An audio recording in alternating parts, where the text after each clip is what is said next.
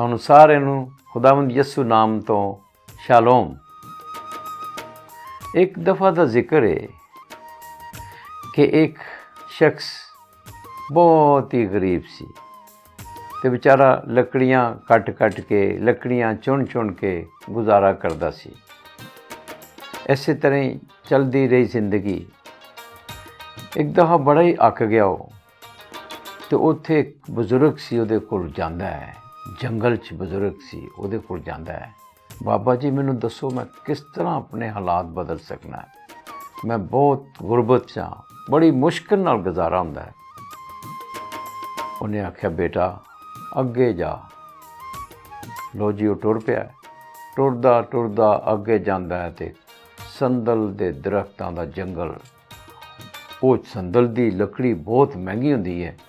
उन्हें कट के ते लकड़ी नूं वेचना शुरू कर दिता ते बहुत बेहतर हालात हो गए। बड़ा खुश होया और वापस जाता है उस बुजुर्ग का शुक्रिया अदा करने वास्ते। बाबा जी बहुत शुक्रिया, मैं बहुत मेरे हालात बहुत बेहतर हो गए ने। बुजुर्ग ने आख्या बेटा होर अगे जा। वो टुर पैंदा अगे जाता है ते फिर ऐसी सरजमीन ते जिथे सोना हुंदा है वो सोना मिलता और खुश हुंदा है। सोना वेच वेच के होर अमीर हो जाता है। फिर वापस उस बुजुर्ग को जाता है। बाबा जी शुक्रिया तुहाडे इस मशवरे ते मैं अमल किया, बहुत मेरे हालात बेहतर हो गए ने। उस बुजुर्ग ने आख्या बेटा होर अगे जा। वो अगे जाता है तो एक बहुत हसीन बहुत खूबसूरत शहर, उत्थे कोई भी नहीं, हीरे जवाहरात बहुत। वो देख के बड़ा ही खुश हुंदा है, बहुत सारे हीरे जवाहरात लैंदा है ते होर अमीर हो जाता है।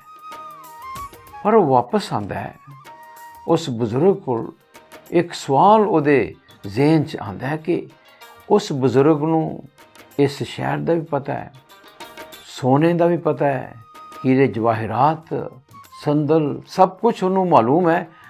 उन्हें ये चीज़ां अपने लिए क्यों नहीं रखियां, आप क्यों नहीं लियां? ना उन्हें संदल की लकड़ी की परवाह की थी, ना सोने की परवाह की थी, ना हीरे जवाहरात दी।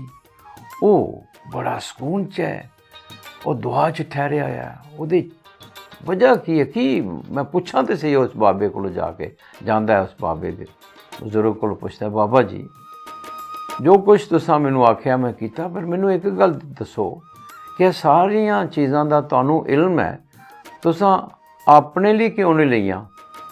लकड़ भी तुसी लै सकदे सी, सोना भी लै सकदे सी, हीरे जवाहरात भी, पर तुसां क्यों नहीं? इन्हां विचों कोई चीज़ भी नहीं तुहाडे कोल, तुसी आप क्यों नहीं अमीर हो गए? आखन लगा बेटा मैं इस तो भी अगे चला गया।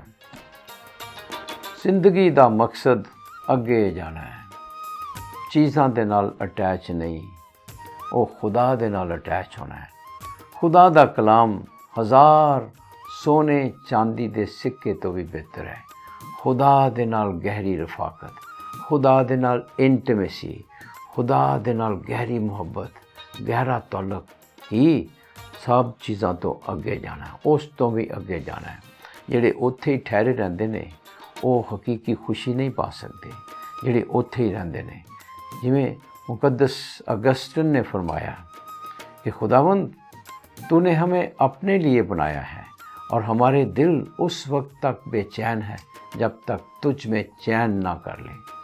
Our hearts are restless until they rest in you O God.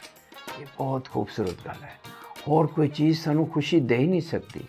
साडा दिल लामहदूद है और लामहदूद हस्ती दे नाल ही साडा दिल खुश हो सकता है। और लामहदूद चीज़ कोई नहीं है, वो सिर्फ खुदावंद ही है। खुदावंद दे विच खुशी पाओ और खुदावंद नूं प्यार करो, खुदावंद नूं अपने दिल च रखो, अपने दिलों नूं खोलो। एवं मसीह ने आख्या मैं तुहाडे दिलों के दरवाजे ते खटखटा रहा, उन्होंने अंदर आन दो। हकीकी खुशी यसु मसीह दे विच है।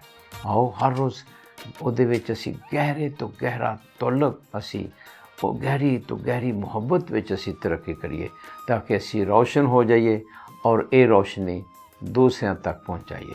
ਖੁਦਾਵੰਦ ਤੁਹਾਨੂੰ ਸਾਰਿਆਂ ਨੂੰ ਕਸਰਤ ਨਾਲ ਬਰਕਤ ਦੇ। ਸ਼ਾਲੋਮ।